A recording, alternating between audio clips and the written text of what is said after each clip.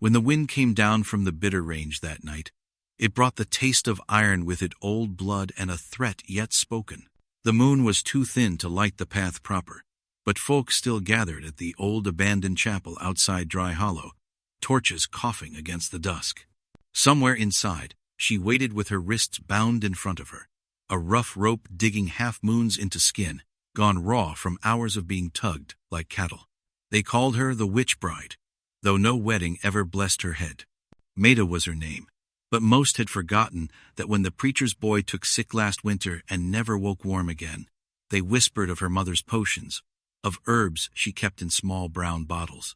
The men liked to believe she'd bewitched them too. Half of Dry Hollow had crept past her shack door when the sun went down, paying for her hands to lay gentle on their bruises, for words she'd learned from her grandmother's tongue. Now they said she'd brought the boy to ruin, and the way her black hair hung down her shoulders made the older women spit in the dust at her passing.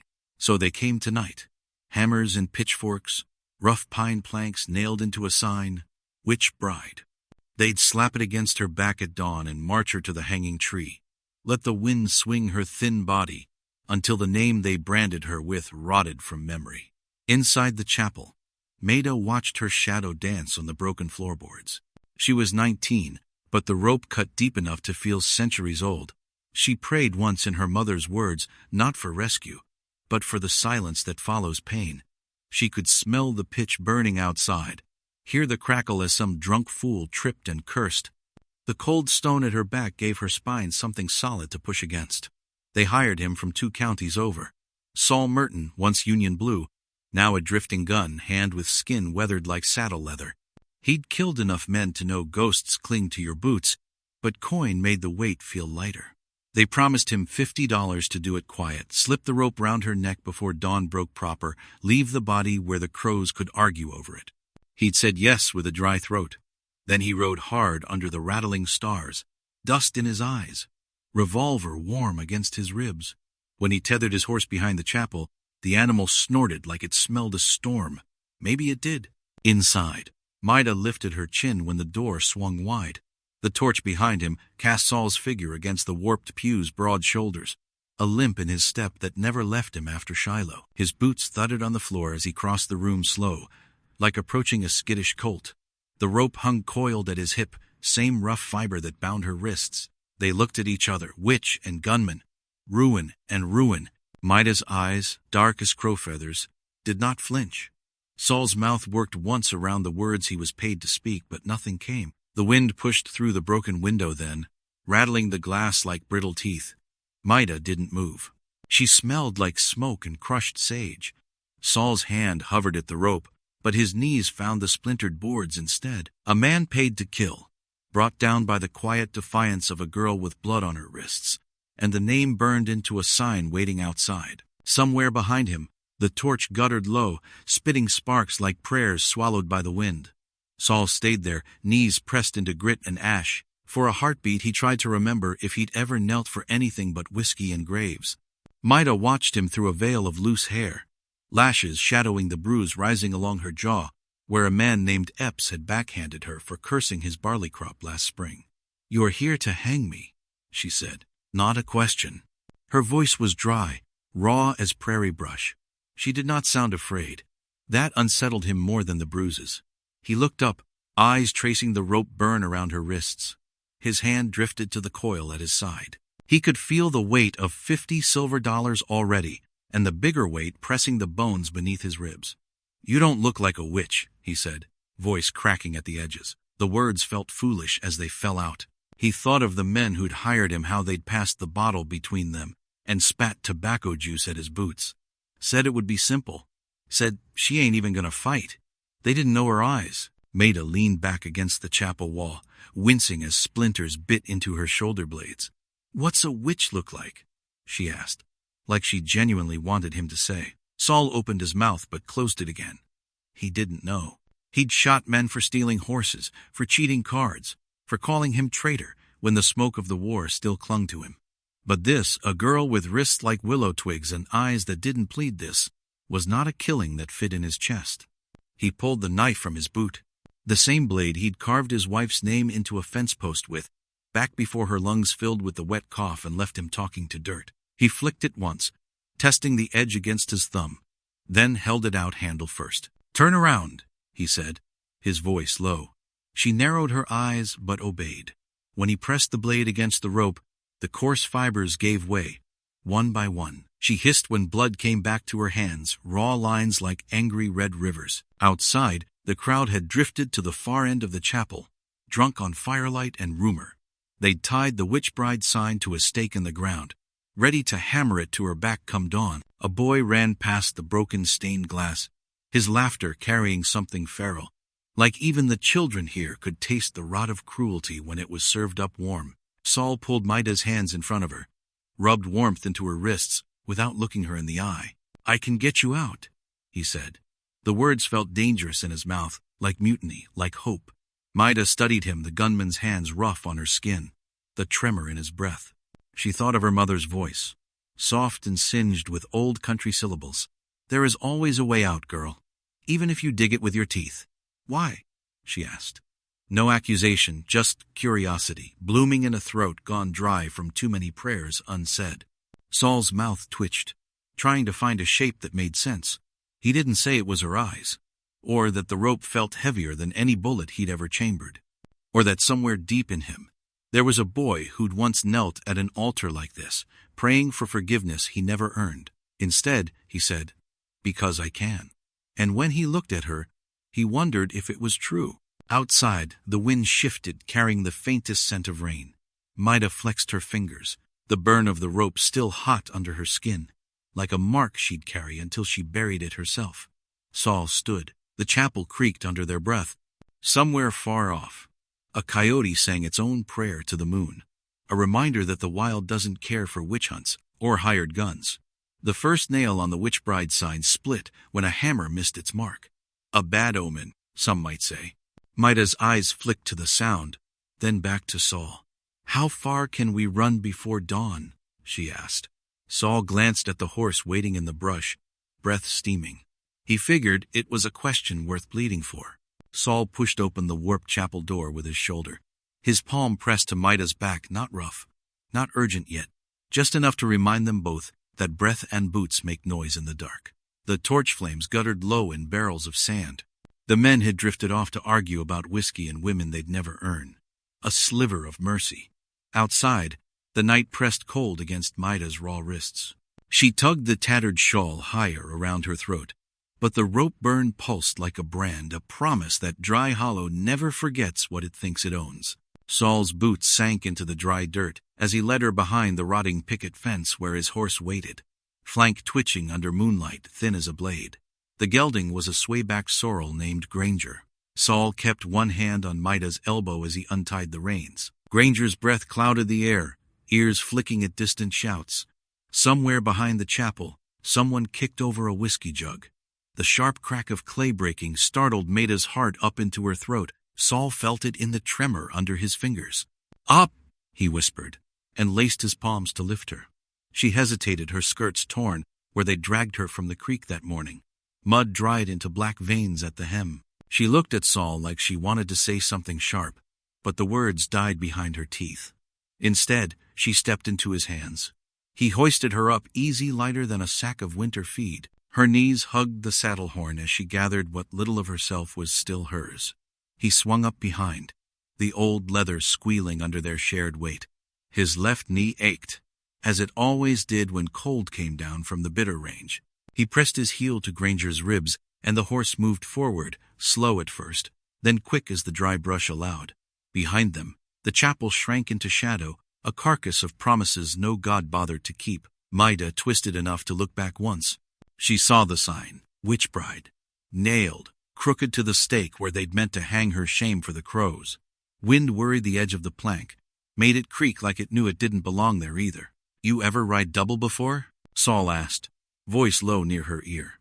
The question was mostly to break the thump of his heart. He could smell her hair, the smoke and sage clinging to it. She did not lean back into him. She stayed stiff, spine iron against the press of his chest. "My mother's pony," she murmured. "When the creek rose, she'd put me behind her. Said witches don't drown if they know when to breathe." Saul didn't answer. He only angled them east, away from Dry Hollow's one crooked street, its shuttered windows now flickering as lanterns winked out. He knew a draw that would hide hoofprints until they could slip down to the river bend. From there, west, maybe south. Any place where rope didn't mean a girl's neck was fair trade for gossip and fear. A coyote crossed the trail ahead, eyes catching what little moon there was. It paused, nose twitching at the scent of sweat and horses, and something else, a scent like defiance, like fear turned over and made useful.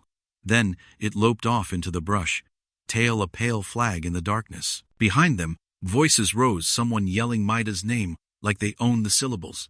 The crack of a gun being checked. Saul pressed his chest closer to her spine, his breath threading through the loose strands of her hair. "Hold on, witch bride," he said, the title tasting like a promise he'd never meant to keep.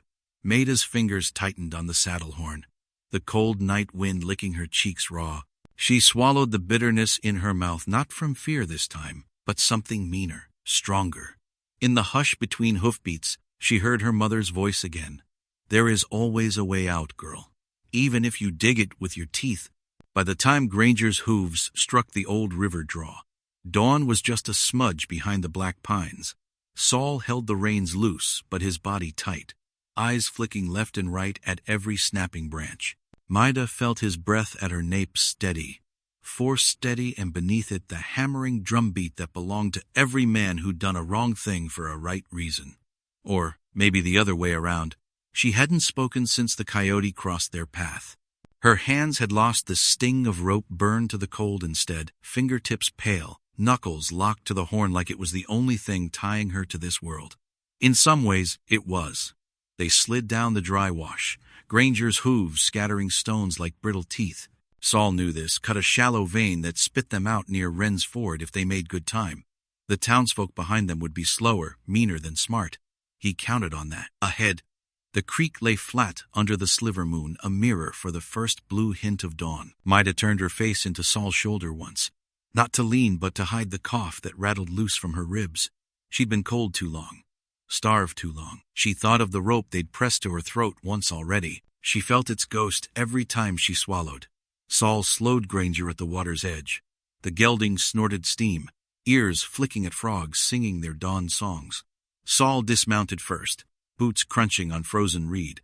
He glanced up and down the bank, eyes narrowing at the hush that wasn't quite hush, the distant echo of Dry Hollow's dogs lifting their heads for a scent they hadn't lost yet. He turned back to her. "Can you walk?" The question sounded softer than he'd meant it to. A mercy, or maybe a curse. Maida's mouth twitched. She swung her leg over stiffly, landing harder than she wanted. Her knees buckled and Saul caught her by the elbows, rough fingers digging in to prove she was still real. She glared at him for that. He let go when she found her spine again. "Where's your way, gunman?" she asked, voice scraping like flint. She glanced at the water, at the way it caught dawn like an oath she'd never made. "They'll ride to the ford. They'll ride to the noise," Saul corrected. He tugged Granger's reins around a willow trunk, tying him loose enough to bolt if bullets came. He checked his revolver, thumb brushing the cylinder. 5 shots. Enough if men got stupid one at a time. Not enough for a mob. Maida stepped to the bank. She knelt, cupped water in trembling hands. The cold bit her rope wounds open again, pink rivers leaking into the clear. She watched it swirl away downstream. A small mercy to bleed here, on her own terms. Saul watched her. The dawn touched her hair, made the bruises under her eyes look like war paint. She did not look at him when she spoke. "You ever seen a witch drown?" she asked. Saul's jaw flexed. "I've seen men drown trying to prove they weren't scared of ghosts." Same thing. She barked a laugh, small, sharp, broken at the edges. Then she splashed her face, hissing at the cold. The rope burn looked raw again, a red band against skin that deserved something softer. He crouched beside her. The bank mud sucked at his boots. For a moment, they were just 2 souls, knee-deep in a trouble neither one owned outright. After the ford— "What?" she asked, not looking up. Her fingers traced the band of raw skin. "Where does a witch bride run?" Saul didn't lie. He didn't paint her pictures of cities that never cared who a woman's mother was. He only shrugged, one shoulder lifting slow, anywhere but back. Maida looked at him then, really looked. She saw the scar at his throat, half lost under a collar that had seen too many bad nights.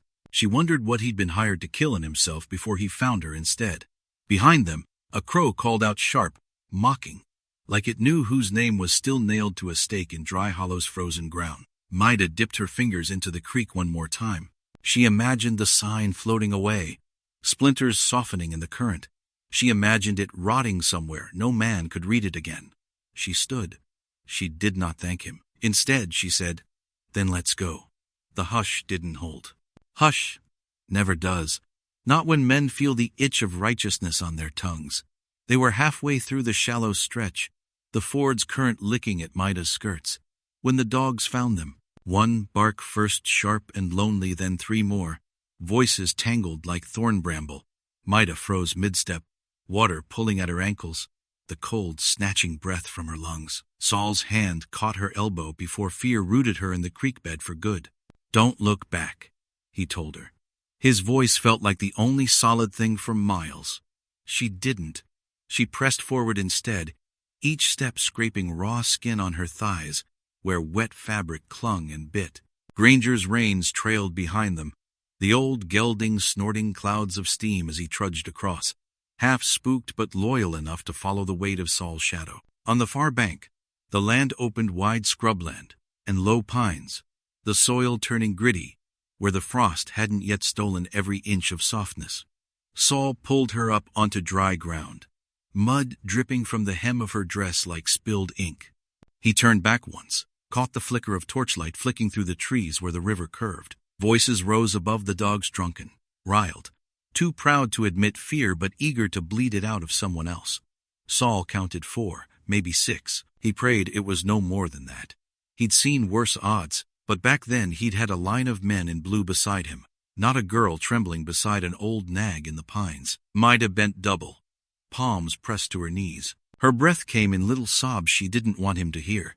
She tasted bile, iron at the back of her throat, not from sickness but the memory of rope, cold and close as a snake's kiss.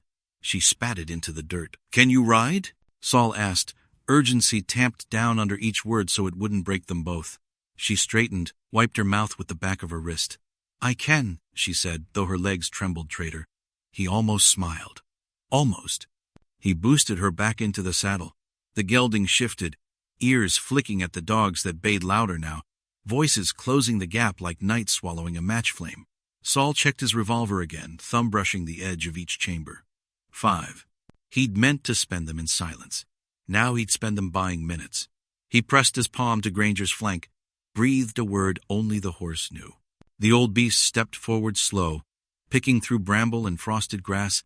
Maida hunched low over his neck to vanish into what darkness still clung between the trees. Saul waited. He crouched beside an old juniper, breath turning to ghosts in the pre-dawn. The first man crashed through the underbrush a moment later, a farmhand he half knew by the shape of his hat, a boy named Silas, who'd never held anything heavier than a fence post before tonight. "Where is she, Merton?" Silas called, voice torn raw by cold and liquor. The boy swung a lantern in a slow arc, trying to burn the shadows out of the trees. Saul said nothing. His breath hissed through teeth clenched against the memory of better wars. He raised the revolver only when Silas stepped close enough that Saul could smell the sour mash on his breath. "Go home, Silas," Saul rasped. The boy froze, lantern lifting. The dogs barked mad behind him. Somewhere deeper in the pines, a second voice cussed about the cold. Silas opened his mouth. Maybe to argue. Maybe to beg. He never got the chance to do either. Saul's revolver cracked once a clean pop swallowed by the trees. Silas stumbled backward, lantern dropping, glass shattering on a stone. Fire spilled over the dirt, catching dry leaves with a greedy hiss. The dogs yelped at the sudden flame. Saul stepped backward, melted into shadow, gun still warm in his grip. His knee ached, breath catching in his ribs like a splinter. He looked once toward where Granger's hoofprints vanished into the scrubland. Maida would have heard the shot. She would know the cost of a man choosing not to finish what he was paid to do. Behind him, the fire licked higher, a torch for the hounds to circle, the Hollow's men stumbling over their own fear. Saul turned away from it, following the faint groove of horse tracks through frost-kissed grass. Maida was out there now, rope burn stinging like a promise. Freedom only as real as the bullets left in his gun. By the time Saul found her again, the sun was a pale bruise on the edge of the world dawn, peeling back the dark like a scab. He caught sight of Maida and Granger at the base of Thornfield Hill, a rough rise of rock and stubborn scrub where folks said old bandits used to hole up when the railroad men came sniffing. Maida had slipped off the gelding. She stood with one hand pressed to the saddle horn for balance, her other cradling her wrist where the rope burn split again under the cold. The sign still waited for her back in Dry Hollow. But here, she looked like she might outrun the memory of it for a moment. Saul limped closer, boots snapping dry stems underfoot. He'd left Silas bleeding but breathing enough shame to send the boy home, enough fear to scatter the other men for a few minutes. But minutes don't last long when hate knows your scent. "You didn't run far," he said when he reached her. His voice was low, no sharpness in it, just fact, carried on breath gone hoarse from cold and gunpowder. Maida turned her head, eyes catching the rising sun behind him. It burned gold in the tangles of her hair, turning black to rust at the ends. She did not smile. "Did you think I would?" she asked. Her voice rasped with sleep she hadn't earned yet. He shook his head. "Didn't know. Thought you might vanish into the trees. Wouldn't blame you." She watched his hands, the gun still holstered now, the way his knuckles stayed white, even when empty. She thought about the boy whose lantern had set fire to the bramble. She thought about the rope, the sign, the way men needed a witch more than they needed a woman with a name. "They'll keep coming," she said. Not afraid, just stating the shape of the thing between them. Saul nodded once. He stepped closer to Granger, stroked the gelding's sweaty neck. The horse blew a soft huff into the cold, as if he too knew this ground had teeth. "There's a hollow under the ridge," Saul said. "Used to be a trapper's den. Roots over the mouth, good cover from the creek side. If they ride this way, they'll miss it." She squinted at him. "And if they don't miss it—" Saul looked back at the scrub behind them, the twisted cedar trees, the dry wind hissing secrets through their boughs. "Then they find a man who's got 4 bullets and 1 good knee left," he said. "And a witch bride who don't drown." Maida's breath left her in a ghost curl. For the first time, the word didn't sting her ears. Witch bride, a brand they'd made for her back, but one she could burn herself if the wind turned right. She reached up and touched her rope burn, fingers tracing where skin had torn. Then she looked at Saul. "I buried my mother up on this ridge," she said softly. "Back when the land was kinder. She taught me where to hide." Saul raised a brow. "A witch's hiding place, then?" Maida gave him a look sharp enough to draw blood. "A woman's," she corrected. Together they led Granger behind a thorn thicket. The branches scraped Saul's sleeve, caught Maida's hair. The trapper's den was just as he'd remembered, a low slit in the rock mouth, hidden by roots and stubborn weeds. Inside, the earth dipped down into dry clay, walls braced with rotting planks and the ghost of old fires. Maida slipped inside first, shoulders brushing the roots like the fingers of a buried kin. Saul tethered Granger loose enough to bolt, if needed, an old habit from nights when campsites could turn to graveyards quick.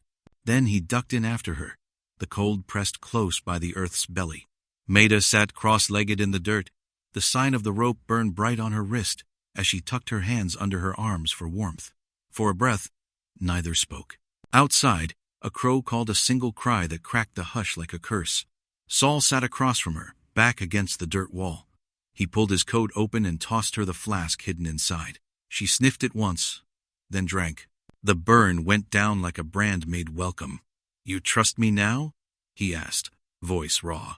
He didn't know if he wanted the truth. Maida wiped her mouth with the back of her hand. "I trust the bullets," she said. And the ghost of a smile flickered there, a mean, thin line that felt like life instead of dying. Above them, the sun dragged its belly over Thornfield Hill, and somewhere down the slope, dogs barked at shadows they couldn't hold. The trapper's den swallowed sound like a grave that hadn't made up its mind yet. Saul kept his back pressed to the cold clay, one boot braced against the root-stitched wall. His revolver rested in his lap, 4 shots whispering their worth with every breath. Maida sat across from him, knees hugged to her chest, chin tucked down like she was listening for her mother's voice in the hush between their heartbeats. Outside, the dogs still roamed Thornfield's base. Their barks rose now and then, sharp as a slap. then trailing off when they found nothing but rabbit trails and wind. The sun clawed its way higher, bleeding pale gold through the bramble that curtained their hole in the earth. Saul watched Maida watch that light like it was something she could pocket for later. He shifted his leg, winced when his knee popped. Maida's eyes flicked to him sharp, half soft. She didn't say anything about the limp. She hadn't asked about it yet, and he was glad. Some things stayed buried deeper than rope or bullets could dig. "You ever hide like this before?" Saul asked, voice gravel dragged over whiskey. Maida tilted her head, hair falling over the bruises that would purple proper by nightfall. She ran her thumb along her rope burn. "Once," she said, "when I was 12, they called my mother a witch, too." Said she made a man's wife barren with her words. "He came to our cabin drunk, broke my father's shoulder with an axe handle. She took me up the ridge before dawn, hid us under a buckthorn root, just like this." Her voice didn't tremble. It didn't have to. Saul heard the crack behind it, not fear, but something older, something that doesn't break when it bends. "What happened to him?" Saul asked. Her mouth twitched. "He died in a ditch 2 winters later. Drunk. Alone. The town said it was her hex. She never spoke on it." She paused, thumb tracing a line across her palm like it was a map. "I don't hex men, Saul. Not unless they ask for it." He almost laughed. The sound stuck in his throat, snagged on memories of fields soaked red, of men calling him traitor, of women who'd lain beside him only long enough to remember his scars by daylight. He glanced at her rope, burned the raw truth of it. "You don't have to hex 'em," he said. "They dragged their curses with 'em." Maida looked at him then. Really looked. For a moment, they were just 2 people with no gospel between them, no stake to hammer their names to, no preacher's boy to blame their hunger on. Just dirt, roots, and the stink of the world outside. A twig snapped above the den. Both froze. Saul shifted, gun raised. Maida's breath caught so sharp it rattled her ribs. Another step, slow, deliberate. The brush parted just enough for shadow to slip through. A dog poked its nose through the roots, mangy, ribs like bowstrings under patchy fur. Its eyes locked on Maida, first witch bride. Rope burn. No threat, but the defiance coiled quiet in her spine. It sniffed once, then twice, ears flicking. Saul's finger curled tight on the trigger, ready to trade noise for blood. But the dog didn't bark. It tilted its head, tongue slipping out to taste the cold air Maida breathed. For a heartbeat, it almost looked like it wanted to crawl in with them, a stray thing, recognizing its own kind. Maida lifted her hand slow. The rope burn showed bright and raw. She didn't touch the dog, she only held her palm out. A hush pressed between her fingertips and its nose. The dog sniffed again, then backed away, roots brushing its flank as it vanished into the bramble. A moment later, its bark drifted down the hill, moving the wrong way. The men below would curse and spit, but the hound had made its choice. Saul lowered his gun, shoulders sagging against the cold earth. Maida let her hand fall to her lap. The rope burn pulsed where her blood beat loudest. "That's twice now," Saul rasped. "You hexed something." Maida met his tired grin with one of her own, a ghost of iron under her bruises. "Told you," she said. "Only if they ask for it." Outside, the wind turned mean again, rattling dry leaves like bones in a witch doctor's fist. But inside the trapper's den, the silence felt like something they owned, just for now. By midday, the creek sang louder than the men hunting them. The sun clawed higher through a gray wash of clouds that promised rain but never delivered. Saul's revolver stayed warm in his hand even when he tried to sleep in snatches, one eye cracked open to watch the roots. The brush made a shadow where she dozed, curled like a question no preacher could answer. The den smelled of damp earth and her hair smoke, sage, the metallic ghost of rope burn. Every so often Maida's breath hitched, some dream dragging her back to the chapel floor where pitch burned and rough hands called her witch like it tasted sweet on their tongues. Saul studied the walls the way old trapper marks had been scratched into the clay. Tallies for rabbits, maybe, or men. He wondered if the man who dug this hole had ever hidden here for reasons worse than hunger. He figured maybe he had. Any place that keeps folk breathing knows how to hold shame in its belly. When Maida woke, she did so without sound. Her eyes opened sharp and calm, cutting through the half-dark. She caught him watching her, but didn't flinch, just pulled her knees tighter under her chin and listen to the creak the way some folks listen for church bells. You ever think on dying? She asked after a while. The question slid out flat, but not careless. Saul huffed a dry breath through his nose. I think on it more than I don't. She gave him a look that might have been a smile if the world had been kinder. I mean the how. Rope or bullet or just vanish in your sleep. Saul glanced at the revolver in his lap, thumb brushing the metal like it might answer for him. Sleep would be kind, he said, but kind don't usually pay a man's debts. Maida shifted, hair falling over her shoulder in a tangle. She tugged her sleeve up, stared at the raw welt wringing her wrist. The sign they'd meant to nail to her back felt heavier, now that she was far enough to remember its weight proper. My mother said, she murmured, you die the way they name you. If they call you witch, you burn. If they call you thief, you hang. If they call you nothing, you slip away like a ghost nobody misses. Saul studied her face, the way the bruise bloomed under her right eye like a rotten plum. What name you want, Maida? He meant it soft. She heard it raw. She didn't answer straight. Instead, she dug in her pocket the one scrap of fabric they hadn't torn from her when they dragged her from the creek. From it, she pulled a small square of muslin, edges frayed, black letters stitched in threads so fine they looked drawn instead of sewn. M.B. My mother's, she said. Brita. Maida Brita. They called her witch too. She burned herbs for the birthing pains, cooked rabbit bones into broth when the church folks said to let fever run its course. They named her witch so they wouldn't owe her nothing. Saul reached for the cloth. She let him hold it, but only between thumb and forefinger, a fragile thing, not meant for his rough hands. He traced the letters. M.B. Not witch bride, not harlot, not devil's girl, just Brita. A woman who'd given the world more than it paid back. Outside, a branch snapped, not a dog this time. Heavy steps on frost-bitten soil. Saul tucked the cloth back into Maida's palm, closing her fingers around it. He moved slow, one breath at a time, until the gun sat easy in his hand again. Through the roots, shadows, flickered boot heels, canvas coats, brushed with dry grass. The men spoke low but mean, spitting Maida's name like it owed them coin. Saul Merton, one of them called. A voice Saul knew too well, Epps. The same hand that split Maida's lip 3 days back. Ain't no rope round your neck, boy. Bring her out now, you walk. Let that witch spit her hex on the crows instead. Saul could feel Maida's breath catch, the way her fingers pressed the cloth like prayer beads. He leaned closer, so close he smelled the creak on her skin, the smoke that never quite left her hair. You believe in hexes? He whispered. Maida's eyes flared dark. I believe in fire. Above them, Epps struck a match sulfur scratch against the hush.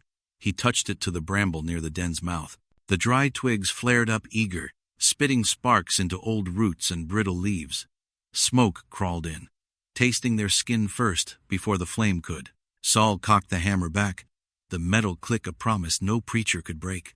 Good, he rasped. Let's burn it back at 'em. The den filled with the crackle of old roots giving up their ghosts, the rope burn on Maida's wrist, pulsing like an oath not quite spent.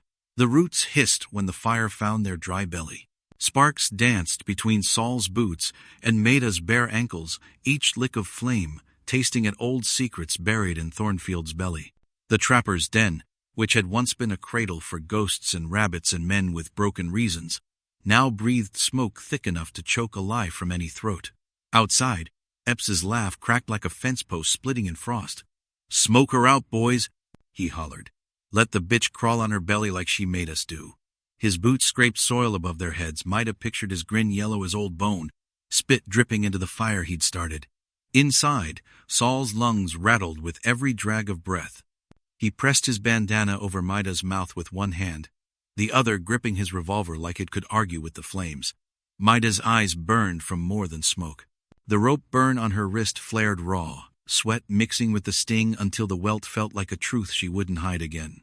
Out the creek side, Saul said, voice rough, as the stone they'd crouched on. He pointed to the rear wall, where roots tangled with old planks. I'll push it clear. You run when I say. Maida grabbed his wrist. Her fingernails bit skin. And you? Her throat cracked around the word. He forced a grin. She'd hate him for later. You think I come this far to burn with bramble? Go. Above, Epps barked at the others, dogs snarling, boots thumping dirt. the stink of whiskey breath catching in the wind. The fire caught fast where old pine boughs curled dead and dry. The den's ceiling spat embers onto Saul's hat brim. He shrugged it off, tossed it into the blaze. "Hold," he growled at Maida, pulling his coat off next. He swung the heavy fabric at the roots, beating the worst of the flames back long enough to kneel in the ash. One kick, two, the planks cracked like old ribs. Daylight split through, cold air crashing over Maida's sweat-wet skin like a blessing. "Go," Saul rasped, palm pressed flat to her spine. She ducked through before her mind caught up, knees slicing across rock and bramble until the cold creak slapped her thighs raw. She stumbled, sucked in air fouled with smoke and pine resin. She did not look back yet. Behind her, Saul's straightened eyes blurred from smoked tears. He dragged his revolver up, the muzzle catching the morning sun through drifting ash. Epps appeared first, torch raised like he'd carved justice from pitch and splinters. "Merton," Epps sneered. "You're finished, boy. Come out and I'll let the hollow bury you proper." Saul lifted his revolver, thumb brushed the hammer. "I've buried better men in worse dirt than you," he croaked. He squeezed the trigger once the bullet spat fire and knocked Epps sideways, torch spinning into dry brush. A second man lunged through the roots. Saul shot again, shoulder shot, enough to drop him screaming into the mud. 2 rounds left. The den behind him belched smoke like an old chimney flame snapping at his boots. He ducked through the hole, half-crawled into the creek where Maida waited, shoulder deep already, the icy rush dragging the taste of rope and fire from her skin. She grabbed his arm, hauled him to his knees. They stumbled down the current, a slow crawl at first, then faster as the water deepened and the gunman's shouts tangled with coyote yips somewhere up the hill. Half submerged, Maida's fingers brushed Saul's throat, the scar there, old and ugly, a line carved when a Confederate blade slipped past his collar. He felt her touch like a brand pressed over his oldest wound. In the clearing, the witch bride sign still leaned against a pine stump. Epps had dragged it from Dry Hollow, proof she was meant to hang. A plank meant to shame her bones long after the dogs stopped sniffing. As they crawled out of the creek, water sluicing mud and blood from their skin, Maida broke from Saul's grasp and stalked to the sign. She kicked it flat, boots cracking the wood across its painted name. Then she knelt not to pray, but to dig. Fingers clawed at cold earth. She found a stone round, heavy, river-worn. With a grunt that cracked the hush of the woods, she smashed the sign again and again until the word witch vanished in splinters and ash. She scooped up the pieces, buried them in the creek bed with her own raw hands. When she turned, Saul was watching her revolver loose at his hip, blood seeping from a graze at his shoulder. He saw the dirt on her hands, the raw line around her wrist where rope once sang her name. He saw a woman who wouldn't drown, wouldn't burn, wouldn't hang quiet while men painted her in someone else's shame. She didn't thank him. He didn't ask her to. Overhead, the sky cracked wide with the promise of rain soft enough to wash a name off wood, but not off skin. By dusk, the creek had swollen with new rain, not a flood yet, but enough to carry away splinters of a sign that no longer owned Maida's back. The witch bride was buried in that water now, piece by piece, drifting under the reeds and willow roots where no man's hand would fish her out again. They sheltered beneath an old cottonwood, its trunk split wide by lightning years back, hollowed enough for Saul to wedge himself inside, while Maida curled at his side. The revolver rested between them, barrel pointed at the hush beyond the roots, though both of them knew by now it was no longer just the iron that kept her alive. Her breath stuttered against his shoulder, warm despite the rain that dripped through the cottonwood's crown. She'd slept twice in fits, once by the bank after burying the sign, once when her body folded into the grass without asking her first. Now she stayed awake, eyes half closed but restless, thumb tracing her wrist where the rope burn rose angry and red against the soft hush of her pulse. "Is it over?" she asked once. So quiet, he almost thought the wind had dreamed it for her. Saul watched the rain run down the barrel of his gun, drip from the brim of his ruined hat. "Not over," he said. "But you're not hanging come morning. That's worth something." She nodded slow, a ghost of a nod, like she knew how thin the promise was, but would hold it close anyway. The river would rise, wash the trail clean. Epps was gone, bled or limped back to Dry Hollow, with a bullet's worth of shame to explain to his kind. Some men talk big of hexes, but even braver ones lose their tongues when blood stains their boots. Maida leaned forward, fingers digging at the packed earth between her knees. She pulled the muslin scrap from her pocket, MB, her mother's initials, the last true name she owned. She laid it flat on the damp soil, pinned it there with a river stone smoothed by years of hidden flow.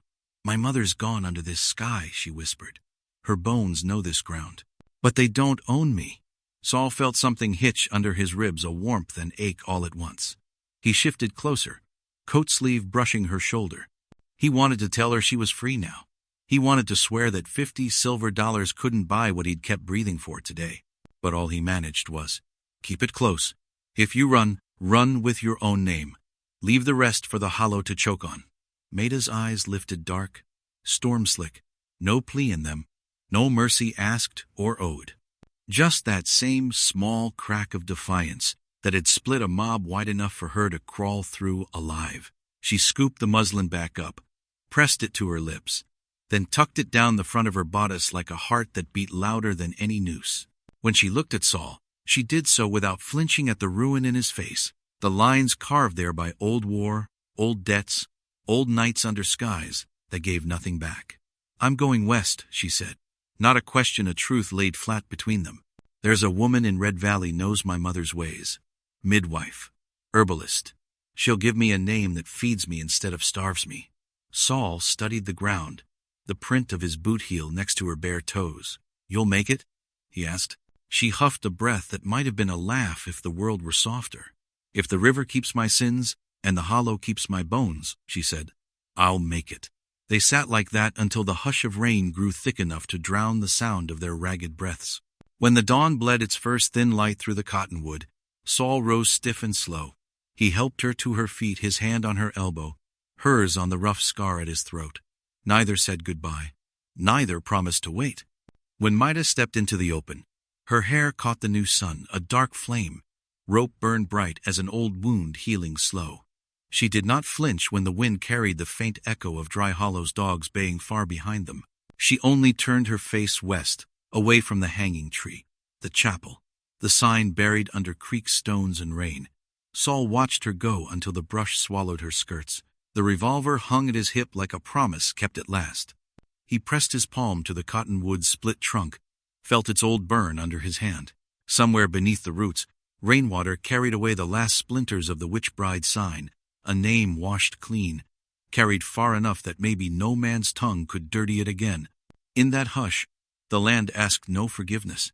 It only waited for the next story to come riding down the hollow's throat, and for the next quiet defiance to break it wide open. When you sit by your own fire tonight, think on the rope you carry, the names nailed to your back by folk who'd sooner see you swing than speak. And ask yourself this: when the fire comes, will you burn like timber, or break your name apart stone by stone, until the river keeps what shame can't hold?